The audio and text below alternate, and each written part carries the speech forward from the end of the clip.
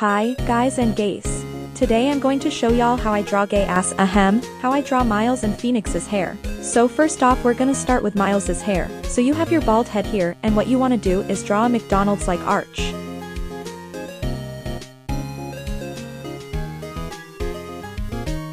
Then to this arch we're gonna add some curved triangles because this man is as straight as his hair. Then we add his hairline so that he does not have a receding hairline. At last for the sketch we're gonna add the back of his head and we'll erase the sketch lines of the head.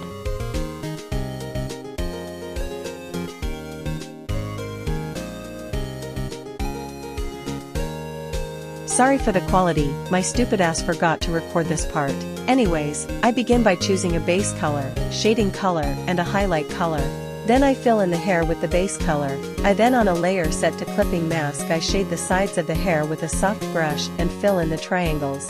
To give it a softer look, I partially erase the shaded parts with a soft eraser set to half opacity. I then draw two lines across the hair and erase them partially to form diamond shapes. Then I use the smudge tool to drag the lines out. Then I use that same soft eraser set to half opacity to soften everything.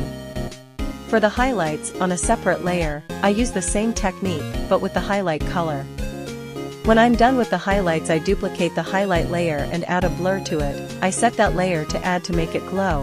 Then you can change the opacity of the highlight layers to fit your liking. Then as a finishing touch I add a reddish color to the bottom and add some shines. I also like to color my line art a slightly darker color than the shade color to make it look softer. Now Phoenix's hair is a freaking geometric nightmare.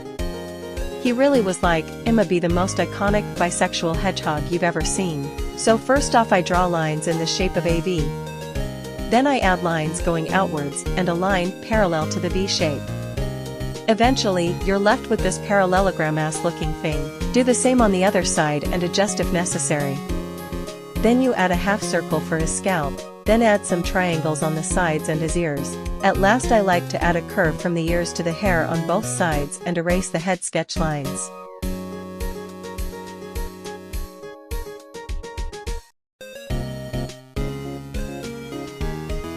Again we pick a base color, shade color, and highlight.